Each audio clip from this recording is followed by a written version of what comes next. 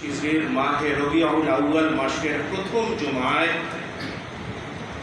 সুস্থতার সাথে তার ঘর মসজিদে উপস্থিত হওয়ার তৌফিক দান করেছেন।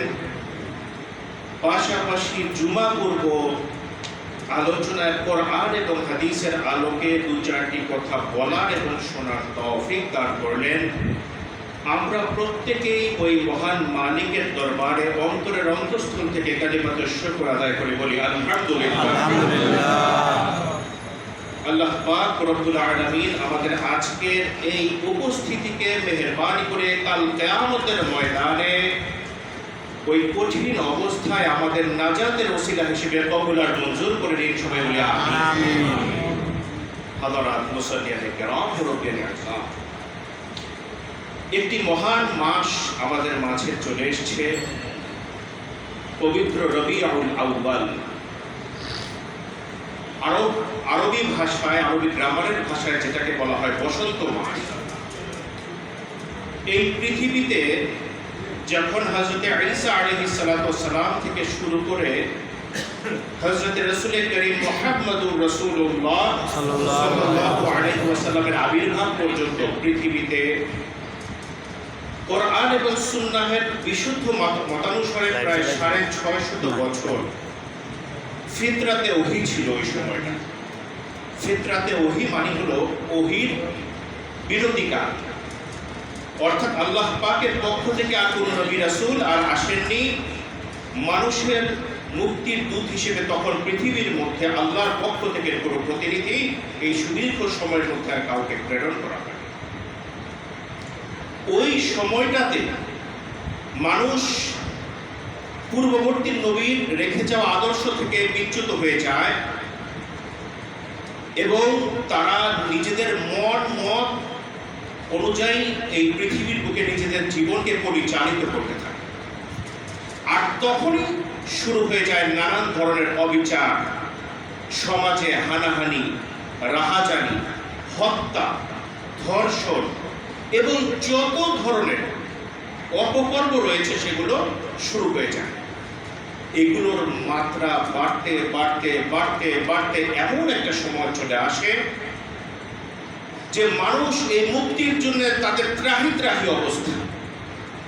তারা আল্লাহ সুবহানাহু ওয়া তাআলার পক্ষ থেকে এমন একজনকে চাইতে থাকে যিনি এসে এই পৃথিবীকে আবার আইন বহির্ভূত কাজগুলোকে আইনের মধ্যে নিয়ে আসবেন, যিনি আবার মানুষের অধিকারকে ফিরিয়ে দিবেন, যিনি আল্লাহ সুবহানাহু ওয়া তাআলার প্রত্যেকটা মাখলুকাতের প্রতি সুবিচার করবেন। এমন যখন অবস্থা, এই আওয়াজটা শুধুমাত্র তদানীন্তন আইয়ামের জাহেলিয়াতের মানুষের মধ্য থেকে ছিল না, সমাজের প্রত্যেকটা আল্লাহ সুবহানাহু ওয়া তাআলার প্রত্যেকটা জীবের মধ্যে থেকে আল্লাহ রাব্বুল আলামিন এই অবস্থা জারি করে দিয়েছিলেন। তারাও আহ্বান করছিলেন কখন একজনকে আল্লাহ রাব্বুল আলামিন মহামানব হিসেবে পাঠাবেন, যিনি সমগ্র বিশ্বটাকে নিয়ন্ত্রণ করবেন এবং সমগ্র বিশ্বে আল্লাহ সুবহানাহু ওয়া তাআলার তাওহীদ এবং তার হুকুম, তার একত্ববাদ কায়েম করে প্রত্যেককে আল্লাহ রাব্বুল আলামিনের বান্দা হিসেবে কবুল করবেন। এই যখন অবস্থা, তখন আল্লাহ সুবহানাহু ওয়া তাআলা সেই মাহে রবিউল আউয়াল মাসের অধিকাংশ মুফাসসিরিনে কেরামের মত 12 তারিখেই তারা জোর দিয়েছেন, যদিও কিছুটা ইখতিলাফ হয়েছে, কিন্তু এই বিষয়ে কোনো সন্দেহ নেই, কোনো সংশয় নেই, সবার একমত। আল্লাহ সুবহানাহু ওয়া তাআলা এই রবিউল আউয়াল মাসেই বিশ্ব মানবতার মহাদূত হযরত রাসূল করিম মুহাম্মদুর রাসূলুল্লাহ সাল্লাল্লাহু আলাইহি ওয়াসাল্লামকে প্রেরণ করে দিয়েছেন। সুবহানাল্লাহ। এবং কি হিসেবে? সূরা আম্বিয়াতে আল্লাহ রাব্বুল আলামিন নিজেই পরিচয় করিয়ে দিচ্ছেন, আমাদের পরিচয় করিয়ে দেওয়ার কোনো প্রয়োজন নেই। আল্লাহ রাব্বুল আলামিন সূরা আম্বিয়ার 107 নম্বর আয়াতে কারিমাতে ইরশাদ করে বলছেন, ওয়ামা আরসালনাকা ইল্লা রাহমাতাল লিল আলামিন। হে হাবিব, হে রাসূল, আমি আপনাকে সমগ্র জাহানের জন্য রহমত হিসেবে এই পৃথিবীর বুকে প্রেরণ করে দিয়েছি। সুবহানাল্লাহ। তুলোকে, ভুলোকে, গ্রহ, নক্ষত্র, নভমণ্ডল, ভূমণ্ডল, পাহাড়, পর্বত, তারকারাজি, সমুদ্র, আল্লাহ সুবহানাহু ওয়া তাআলার যত সৃষ্ট জীব আছে এবং তন্মধ্য থেকে যাদেরকে কাউনাইনে তাকলাইন বলা হয়েছে, প্রধানতম দুটি সৃষ্টি ইনসান এবং জিন জাতি, সবার জন্যই আল্লাহ রাসূল সাল্লাল্লাহু আলাইহি ওয়াসাল্লাম রহমত ছিল। আল্লাহ রাব্বুল আলামিন হচ্ছেন সমগ্র জাহানের সৃষ্টিকর্তা, আর তার হাবিব হযরত রাসূল করিম মুহাম্মদুর রাসূলুল্লাহ সাল্লাল্লাহু আলাইহি ওয়াসাল্লাম সমগ্র জাহানের জন্য রহমত ছিল। সুবহানাল্লাহ, আল্লাহর কাছে শুকরিয়া যে আল্লাহ পাক রব্বুল আলামিন বিনা চাওয়ায় বিনা দরখাস্তে আমাদেরকে তার উম্মত হিসেবে এই পৃথিবীর বুকে প্রেরণ করেছেন। বাবার ঔরসে মায়ের গর্ভে মুসলমান হিসেবে উম্মতে মুহাম্মদিয়ার সদস্য হিসেবে।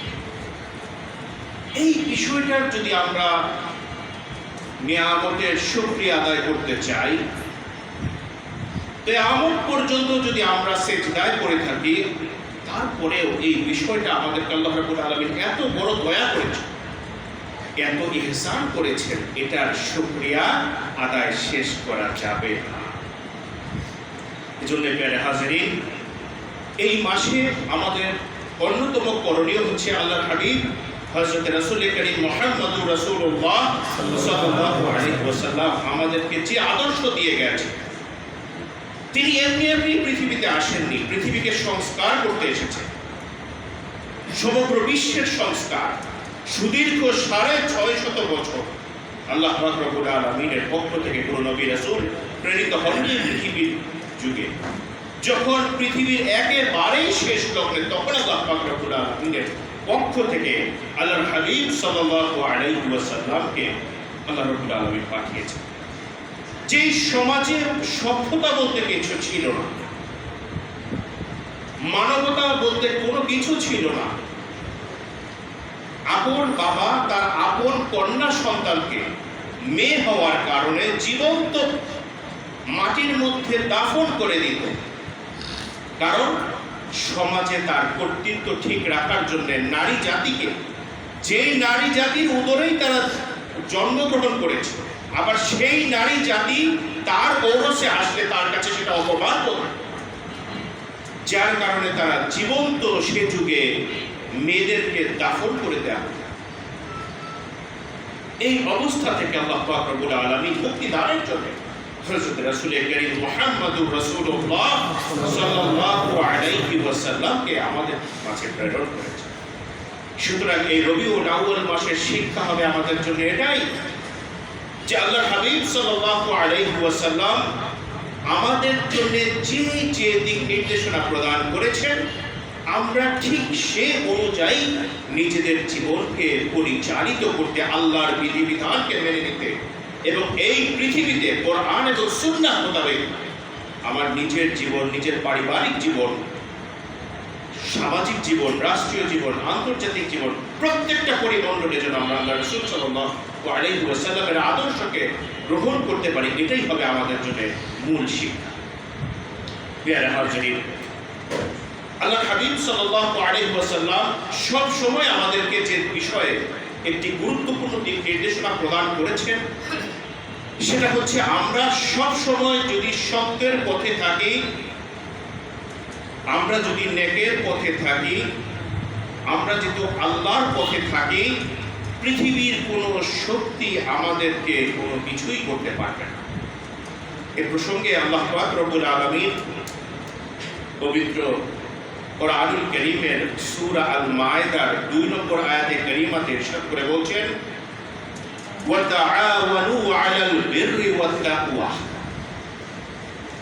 ওয়া লা তাআওয়ানু আলাল ইসমি ওয়াল উদওয়ান ওয়াত্তাকুল্লাহ ইন্নাল্লাহা শাদীদুল ইকাব। আল্লাহ পাক রব্বুল আলামিন খুব সুস্পষ্টভাবে ঘোষণা করে বলছেন, ওয়া তাআওয়ানু, তোমরা পরস্পরকে সহযোগিতা করো, ছাপিয়ে পড়ো, আলাল বিররি ওয়াত তাকওয়া, খোদা ভীরুতার দিকে, আল্লাহকে ভয় করার ক্ষেত্রে এবং সৎ কর্মের ক্ষেত্রে, সৎ কাজের দিকে। এখানে দুটো বিষয়কে আল্লাহ পাক রব্বুল আলামিন উল্লেখ করেছেন। একটা হচ্ছে আল্লাহকে ভয় করার ক্ষেত্রে পরস্পরকে সহযোগিতা করা, আর দ্বিতীয় কারণ হচ্ছে সৎ কর্মের দিকে, ভালো কাজের দিকে, সত্যের দিকে আমরা একে অপরের সহযোগী হয়ে যাব। এটা আল্লাহ রাব্বুল আলামিনের নির্দেশ।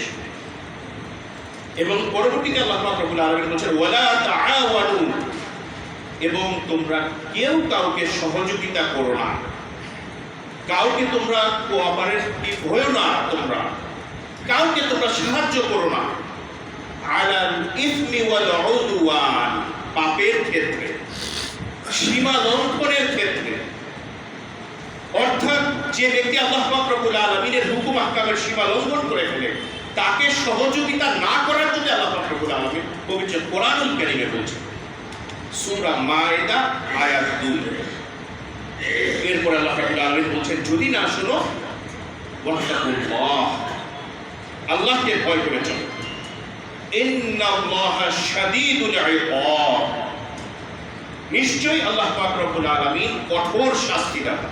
এখানে আল্লাহ পাক রব্বুল আলামিন খুব ব্যর্থহীনভাবে আমাদেরকে এই বিষয়টায় গুরুত্ব দেওয়ার জন্য ঘোষণা করে বলেছেন ওয়া তাআওয়ানু আলাল বিররি ওয়াত তাকওয়া, তোমরা মানুষকে নেক কাজে এবং আল্লাহ ভীরুতা থেকে সহযোগিতা করো। ওয়ালা তাআওয়ানু আলাল ইসমি ওয়াল উদওয়ান, পাপের ক্ষেত্রে, সীমা লঙ্ঘনের ক্ষেত্রে তোমরা একে অপরকে সহযোগিতা করো না। ওয়াত্তাকুল্লাহ, আল্লাহকে ভয় করে চলো, ইন্নাল্লাহা শাদীদুল ইকাব, নিশ্চয়ই আল্লাহ হচ্ছেন কঠোর শাস্তিদাতা। এটা আমাদের সবার জন্য দিক নির্দেশনা।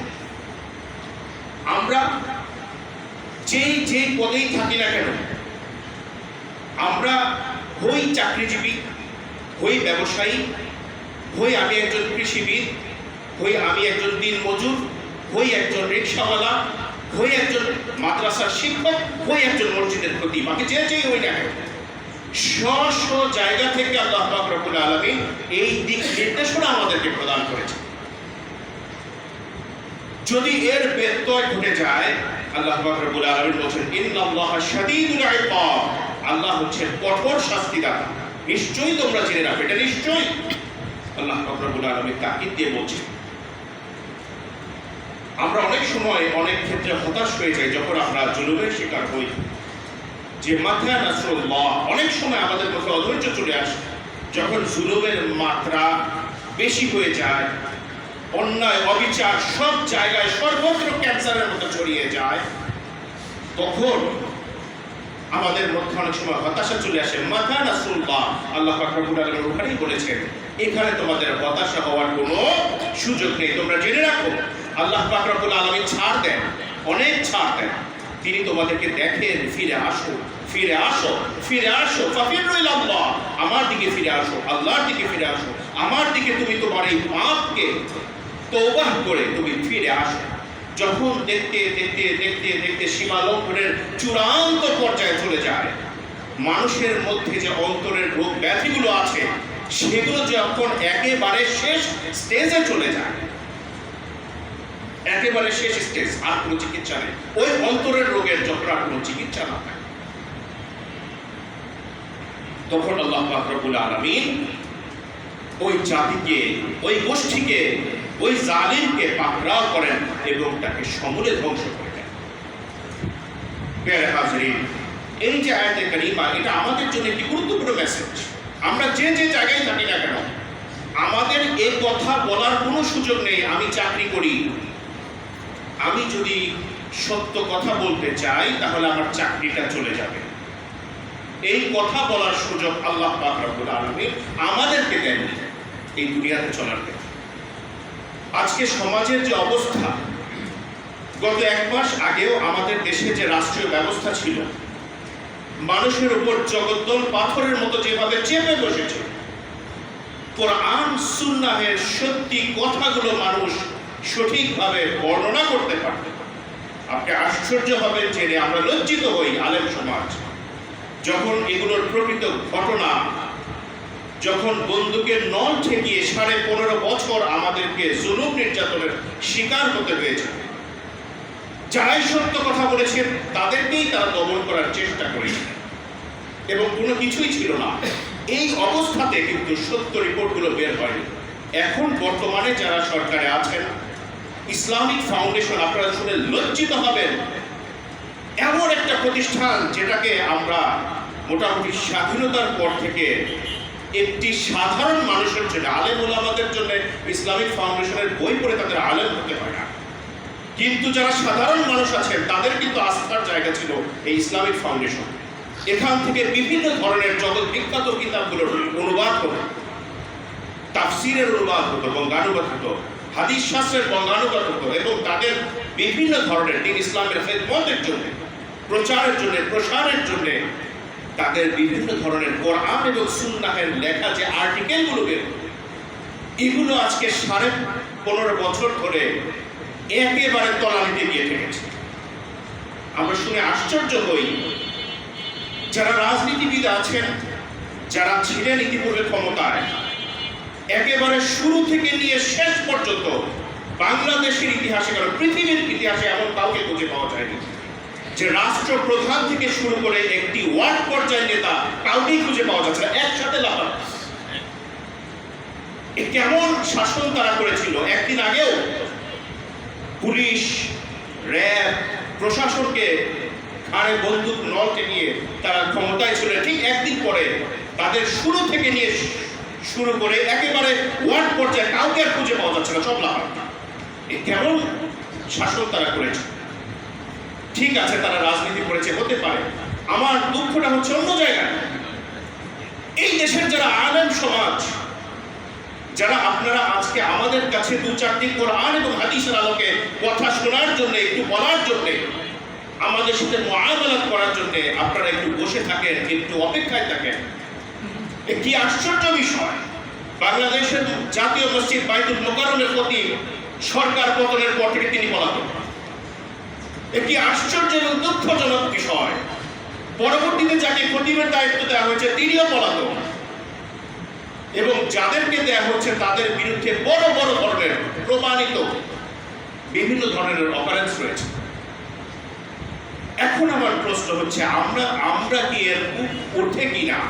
আল্লাহ পাক রব্বুল আলামিন তার হাবিবের মাধ্যমে স্পষ্টভাবে ঘোষণা করেছেন, রাসূল করিম সাল্লাল্লাহু আলাইহি ওয়াসাল্লাম বলেছেন, কিয়ামতের ময়দানে আলেম, আল্লাহর বান্দা বান্দীদের মধ্যে থেকে আলেমই সবার আগে জান্নাতে যাবে, আবার কিয়ামতের ময়দানে আল্লাহর বান্দা বান্দীদের মধ্যে থেকে আলেম সমাজই জাহান্নামে যাবে। আজকে আপনি দেখেন, আপনার পলানোর কি দরকার? আপনি বাইতুল মোকাররমের খতিব, আপনি তো মানুষের মাথার তাজ থাকবেন। আপনি তাহলে বোঝা যাচ্ছে নিশ্চয়ই আপনি এমন কিছু করেছেন যে আপনি আর মসজিদে এসে জুমার বয়ান, জুমার খুতবা দিতে পারছেন। শুধু তাই নয়, আপনি আশ্চর্য হবেন, বাংলাদেশের এই কথাগুলো না বললেই নয়, প্যারে হাজিরিন, এগুলো আমাদের জন্য বিরাট শিক্ষা। কোরআন এবং হাদিসের আলোকে অনেক আমরা গোলামি করেছি, কিন্তু এই অন্তত মরার আগে আল্লাহ পাক রব্বুল আলামিন আমাদেরকে সুযোগ দিয়েছেন, আমরা 2-4টি হক কথা বলে শুনে সে অনুযায়ী আমল করে যদি না যাই, কিয়ামতের ময়দানে কিন্তু আমাদেরকে মুনাফিকের কাঠগড়ায় দাঁড়াতে হবে। আজকে দেখেন, বাংলাদেশের একটা ঐতিহ্যবাহী দরবার সরসিনা দরবার শরীফ, আমি নাম নিব না সংগত কারণে, আপনারা এই বিষয়ে ওয়াকিফাল আছেন, যিনি হাজার হাজার বললে ভুল হবে, লক্ষ লক্ষ ওলামায়ে কেরামের উস্তাদ ছিলেন, যাকে মানুষ এতটা সম্মান করত। তিনি মানুষের সেবায় মিডিয়াতে কাজ করেছেন, মানুষের সেবায় মসজিদে খেদমত করেছেন, মানুষের সেবায় আধ্যাত্মিকতায় কাজ করেছেন। কিন্তু এই মানুষগুলোকেই যখন নফস নষ্ট করে দেয়, তারা যখন তাদের আত্মার প্রবৃত্তির চাহিদা অনুযায়ী নিজেদেরকে অন্যায়ের কাছে বিলীন করে দেয়, ওই অবস্থাতে কিন্তু আর তারা ওই সঠিক পথে অনুসারী হতে পারে না, তারা আর আলেম থাকতে পারে না, তারা আর জাতির রাহবার থাকতে পারে না। তো সেই দরবার শরীফের একজন প্রখ্যাত আলেম, তিনি গত রাষ্ট্রীয় প্রধানের একটি অনুষ্ঠানে আন্তর্জাতিকভাবে, সেখানে মদিনার মসজিদে নববী শরীফের সম্মানিত খতিব ডক্টর আব্দুল্লাহ ওয়াইজান হাফিজাহুল্লাহ তিনি উপস্থিত ছিলেন। তো সেই প্রোগ্রামে আপনারা সবাই দেখে নেবেন, এগুলো আছে প্রমাণ। তিনি যাকে বর্তমান সরকার গণহত্যার দায়ে যিনি দণ্ডিত, যার ইশারায়, যার ইঙ্গিতে হয়তো আমাদেরই কারো ভাই, কারো সন্তান জীবন দিয়েছিলেন, কেউ পঙ্গুত্ব বরণ করেছে, পরিবারগুলো নিঃশেষ হয়ে গেছে, জুলুম, নির্যাতন, রক্ত এবং রক্তের বন্যা ভেসে গেছে। আপনারা দেখেছেন কিভাবে পুলিশ ভ্যানের মধ্যে নিথর মরদেহগুলোকে এক করে তারপরে আগুন দিয়ে জ্বালিয়ে দিয়েছে। এই ধরনের গণহত্যার যার ইশারা ইঙ্গিতে হলো, তাকে সম্বোধন করে বলছেন আপনি একজন জান্নাতি মানুষ, এবং তাকে জান্নাতের সার্টিফিকেট দেওয়া হয়েছে। এই আলেম, এই যে আলেম দুষ্ট, আল্লাহ হাবিব সাল্লাল্লাহু আলাইহি ওয়াসাল্লাম সুস্পষ্টভাবে বলেছেন আলেম হচ্ছে দুই ধরনের, একটা হচ্ছে কোরআন এবং সুন্নাহের আলেম, আরেকটি হচ্ছে বাতিল, ভ্রান্ত, ভুয়া আলেম, ওলামায়ে সু হাদিসের ভাষায়। তো যে আলেম আজকে তার নেত্রীকে, যিনি একজন আলেম ছিলেন, কোরআন এবং সুন্নাহের রাহবার ছিলেন, যদিও কথাগুলো আপনাদের মনে যদিও অনেকের ব্যথা লাগতে পারে, কিন্তু আমার কিছু করার নেই। কোরআন এবং সুন্নাহের আলোকে যেটি হক কথা, আমাদেরকে এটি বলতেই হবে, এবং এটি আল্লাহ রাব্বুল আলামিনের বিধান। আজকে সে আলেম তার বর্ণনা যখন জান্নাত তাকে দিয়ে দিলেন, জান্নাতের সার্টিফিকেট একমাত্র আল্লাহ পাক রব্বুল আলামিন সাহাবায়ে কেরামদেরকে ব্যাপারে দিয়েছেন, যারা ঈমানের সাথে নবীজির রেখে যাওয়া আদর্শে ঈমানের সাথে ইন্তেকাল করতে পেরেছেন এবং নবীজিকে ঈমানের সাথে দেখতে পেয়েছেন। তাদের ব্যতীত আর কোনো ওলি আল্লাহর ক্ষেত্রেও নিশ্চিতভাবে কেউ এভাবে কথা বলতে পারে না যে উনি জান্নাত। আজকে সেই আলেম জান্নাতের সার্টিফিকেট দিয়ে দিলেন। আমার সাথে উনি অনেক প্রোগ্রামও করেছেন জীবনে। তো আমি একটি কারণে, সঙ্গতের কারণে তাকে টেলিফোন দিলাম, ওনার মোবাইল বন্ধ। উনি মসজিদের জুমায় যাচ্ছেন না। এটা কিন্তু বাইতুল মুকাররমের কথা নয়, অন্য আরেকটা মসজিদ, শর্ষিনা দরবার শরীফের একজন বহু উঁচু মাপের আলেম, তিনি পলাতক। তার ম্যানেজারকে ফোন দিলাম একটা কারণে, উনি আবার হজের সাথে জড়িত। তো আমি হজের ভিসার নতুন নিয়মটা জানার জন্য তাকে ফোন দিলাম, বলে হুজুরকে আর খুঁজে পাবেন না, উনি আত্মগোপনে চলে গেছেন, ওনার সমস্যা আছে। এ কেমন কথা, একজন আলেম কেন পলাতে হবে আলেম? এরপরে আরেক মসজিদে খবর নিলাম, ওই ইমাম সাহেব সরকার পতনের পর থেকে উনি লাফান না। এগুলো তো ইসলামের চরিত্র হতে পারে না, এগুলো তো মুসলমানের চরিত্র হতে পারে না। এটা রাজনীতিবিদরা যদি করে তাদের শোভা পায়, কিন্তু আমার আপনার, আপনি জুব্বা পরা, আপনি দাড়িওয়ালা, আপনি একজন আল্লাহওয়ালা মানুষ হয়ে নিজেকে দাবি করে মসজিদে হাজার হাজার মুসল্লিদের জিম্মাদারি নিয়ে কি জিম্মাদারি করবেন? এর কেমন আচরণ আপনাদের? বড় দুঃখিত হয়ে পেয়ারে হাজিরিন, যেটা আমরা কল্পনাও করিনি। অন্তত মনে করেছিলাম আলেমরা থাকবে, ওমা বাইতুল মুকাররম থেকে আলেম পলাতক, পরবর্তীতে যাকে নিয়োগ দেওয়া হলো উনিও পলাতক। ঢাকা শহরে 18টার উপরে মসজিদ একেবারে অতিরিক্ত, তারাও পলাতক, তাদেরকে আর খুঁজে পাওয়া যাচ্ছে না। তারা বাড়িতেও থাকে না, মোবাইল বন্ধ, সিম পরিবর্তন করে আত্মগোপনে চলে গেছে। এর মূল হচ্ছে আল্লাহ রাসূল সাল্লাল্লাহু আলাইহি ওয়াসাল্লামের আদর্শ থেকে দূরে সরে গিয়ে ওই যে আল্লাহ পাক রব্বুল আলামিন বলেন ওয়ালা তাআওয়ানু আলাল ইসমি ওয়াল উদওয়ান, যারা পাপ করে, যারা জালেম, যারা সীমা লঙ্ঘন করে, তাদের তোমরা সহযোগী হয়েও না। যদি হয়ে যাও ওয়াত্তাকুল্লাহ, আল্লাহকে ভয় করে চলো। আল্লাহ রাব্বুল আলামিন একদিন দেখেন, 2 দিন দেখেন, 3 দিন দেখেন, 1 বছর, 2 বছর, 3 বছর, 10 বছর, 15 বছর, 16 বছর, 20 বছর। এরপরে ইন্নাল্লাহা শাদীদুল ইকাব, আল্লাহ পাক রব্বুল আলামিন কঠোর শাস্তিদাতা। তার শাস্তি যখন শুরু হয়ে যায় তখন আর কোনো কিছু করার থাকে না। এজন্য প্রিয় হাজিরিন, এই দুনিয়ার সময়টা আমাদের জন্য অত্যন্ত অল্প সময়। আল্লাহ রাসূল সাল্লাল্লাহু আলাইহি ওয়াসাল্লাম আমাদেরকে একটি গুরুত্বপূর্ণ মেসেজ দিয়েছেন। এই আলোচনা আরেকদিন শুরু করেছিলাম, কিন্তু সময়ের স্বল্পতার জন্য আপনাদের সামনে তুলে ধরতে পারিনি। মানুষের দেহটা যেমন আমাদের যত্ন নেই, আমরা দেহটা যাতে সুস্থ থাকে, দেহটাকে যেন নীরোগ থাকে, এজন্য কিন্তু আমরা কম বেশি সবাই চেষ্টা করি। এই দেহটার দুটো সত্তা মিলিয়ে একটি মানুষ, একটি হচ্ছে বাহিরের সত্তা, আরেকটি হচ্ছে ভেতরের সত্তা।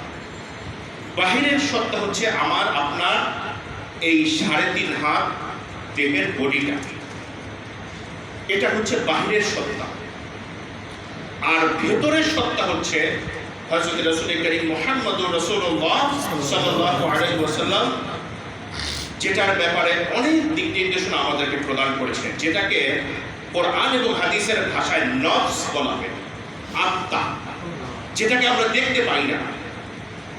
এই ভেতরের এবং বাহিরের সত্তার যেদিন বন্ধন টুটে যায়, সেদিন আর মানুষ থাকে না, সেদিন সে লাশে পরিণত হয়ে যায়। তো আমরা আমাদের দেহটাকে পরিশুদ্ধ করার জন্য যতটা চেষ্টা করি, দেহে ময়লা লাগলে সেই ময়লাটা পরিষ্কার করি। আমার যদি কোনো ধরনের রোগ ব্যাধি না হয়, আমরা ডক্টরের শরণাপন্ন হই, বছরের চেক আপ করি কয়েকবার, যে আমাদের কোনো রোগ ব্যাধি শরীরে বাসা বাঁধল। ঠিক তেমনি ভাবে আবার এই দেহের মধ্যে যে রোগগুলো আছে, কিছু দুরারোগ্য ব্যাধি, যেমন যেটাকে আমরা মরণ ব্যাধি, ক্যান্সার বলে থাকি, যেটা হলে আর মানুষের আসলে একটা সময় পৃথিবীর মায়া তাকে ত্যাগ করতে হয়। সেই ক্যান্সারটা যদি সঠিকভাবে চিকিৎসা না হয়, সেটা যেমন দেহের ভিতরে একেবারে পচে দুর্গন্ধ ছড়ায়, ঠিক মানুষের যে ভেতরের সত্তা, যেটা মানুষের মূল রূহ, কোরআনের ভাষায় রূহ বলা হয়েছে, নফস বলা হয়েছে, হাদিসে মুবারাকের ভাষায় যেটাকে রূহ এবং নফস বলা হয়েছে। এই নফস, এটারও কিন্তু বিভিন্ন ধরনের ব্যাধি আছে। এইটার ব্যাপারে কিন্তু আমরা কখনোই চিন্তা করি না।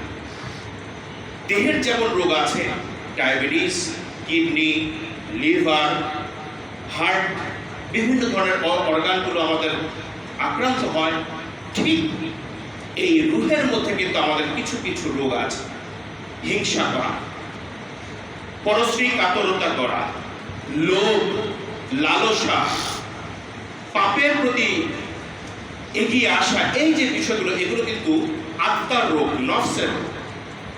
তো এই নফস হচ্ছে আসলে তিন প্রকার। একটি হচ্ছে, সোজা কথায় বলছি, আর ব্যাখ্যায় যাবো না, সময় অনেক চলে গেছে।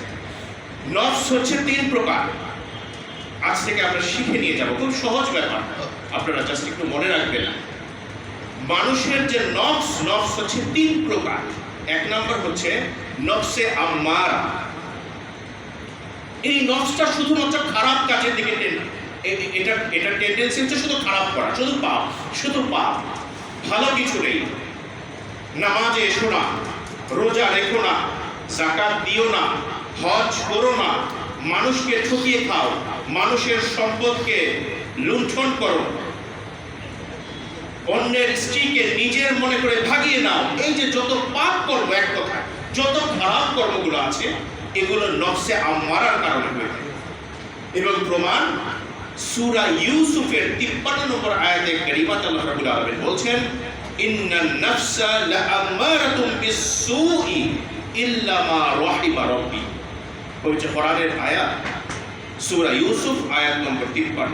ইন্নান নাফসা লাআম্মারাতুম বিসসুই ইল্লা মা রাহিমা রাব্বি। আল্লাহ রাব্বুল আলামিন বলছেন, নিশ্চয়ই এই নফসে আম্মারা হচ্ছে এমন খারাপ আত্মা, যেটা মানুষকে শুধুমাত্র পাপের দিকে ধাবিত করে, খারাপের দিকে ধাবিত করে।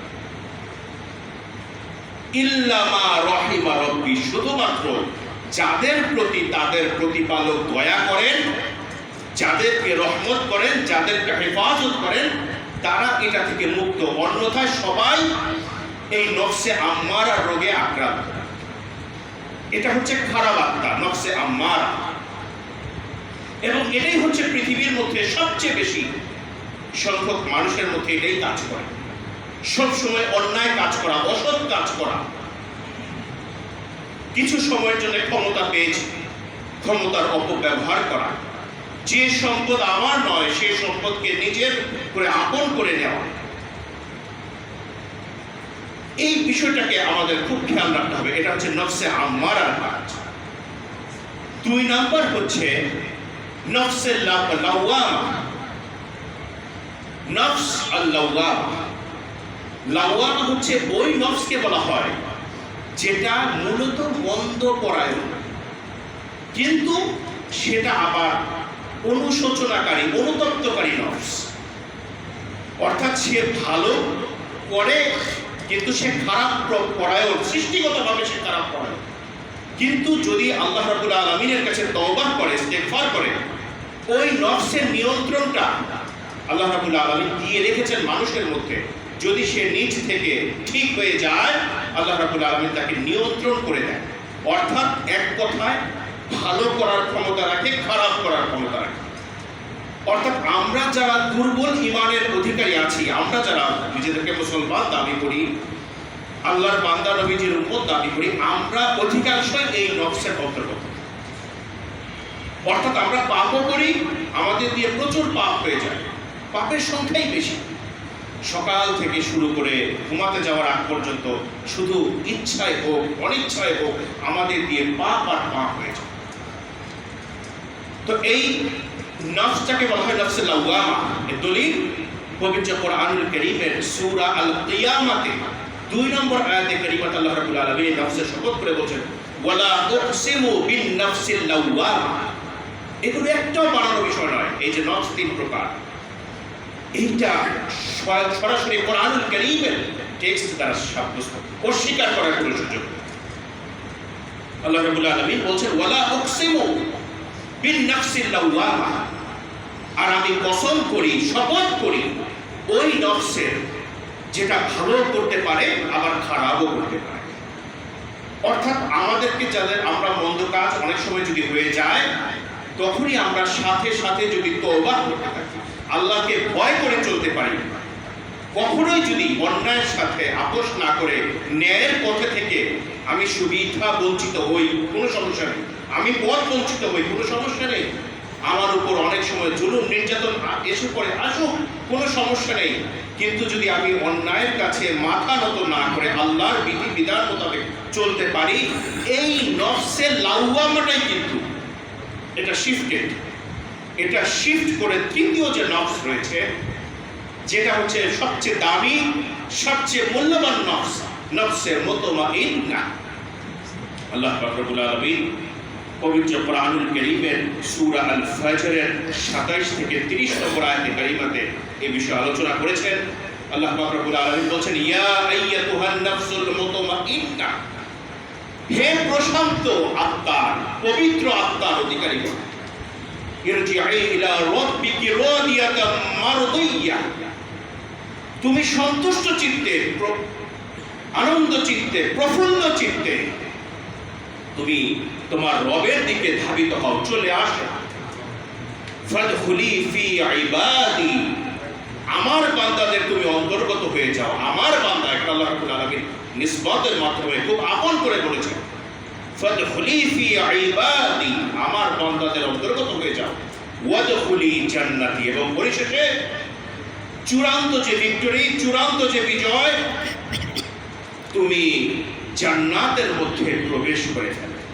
আল্লাহ রাব্বুল আলামিন এখানে নফসে মুতমাইন্নার কথা বলেছেন। প্রত্যেকটা নবী রাসূলদের নফস হচ্ছে সৃষ্টিগতভাবে নফসে মুতমাইন্না। এছাড়া যত আল্লাহ রাব্বুল আলামিনের প্রিয়তম যত বান্দারা রয়েছেন, বান্দিরা রয়েছেন, প্রত্যেকেই নফসে মুতমাইন্নার অন্তর্গত হয়েছে, নফসে লাওয়ামা থেকে। সৃষ্টিগতভাবে নফসে মুতমাইন্না আল্লাহ রাব্বুল আলামিন নবী রাসূলদের নফসকে করেছেন। কিন্তু যারা চেষ্টা করেছেন, সাহাবায়ে কেরাম, তাবেঈন, তাবে তাবেঈন, আইম্মায়ে মুজতাহিদিন, সালফে সালেহিন, ধাপে ধাপে আমরা যারা দুর্বল ঈমানের অধিকারী, গুনাহগার, পাপী, আমাদের প্রত্যেকের নফস হচ্ছে সৃষ্টিগতভাবে নফসে অধিকাংশ হচ্ছে আম্মারা। আর যাদেরকে আল্লাহ রাব্বুল আলামিন হিদায়াত দান করবেন তারা হচ্ছে লাওয়ামা। এই লাওয়ামাটাকে যদি আমরা কন্ট্রোল করতে পারি, আস্তে আস্তে আস্তে আস্তে তওবার মাধ্যমে, ইস্তেগফারের মাধ্যমে, রোনাজারির মাধ্যমে, আল্লাহর সাহায্য চাওয়ার মাধ্যমে সেটা শিফট হয়ে যাবে নফসে মুতমাইন্না। এবং আরেকটি ছোট্ট উদাহরণ দিয়ে শেষ করে দেব প্রিয় হাজিরিন। হযরত রাসূল করিম মুহাম্মদুর রাসূলুল্লাহ সাল্লাল্লাহু আলাইহি ওয়াসাল্লাম এই দুনিয়ার চাকচিক্যকে একটা বিষয়ের সাথে তুলনা করেছেন। দুনিয়ার ক্ষমতাকে, দুনিয়ার রাজত্বকে, সব কিছুকে একটা বিষয়ের সাথে তুলনা করেছে। এই বিষয়টা যদি আমরা শিক্ষা নিতে পারি, ছোট্ট একটি হাদিস, তাহলে আমাদের জীবনটা পরিবর্তিত হয়ে যাবে। আমরা সত্যিকার অর্থে আল্লাহর বান্দা হতে পারবো, সত্যিকার অর্থে আল্লাহ রাসূলের উম্মত হিসেবে নিজেদেরকে দাবি করতে পারবো, এবং আল্লাহর দফতরে এই বিষয়ের নামটাকে আমরা লিপিবদ্ধ করতে পারবো। বিষয়টা হচ্ছে এই দুনিয়ার উদাহরণটা হচ্ছে অন্যের, আমার আরেক ভাইয়ের পরমা সুন্দরী, ষোড়শী, তন্নি, কুমারী, সুন্দরী স্ত্রীর মতো,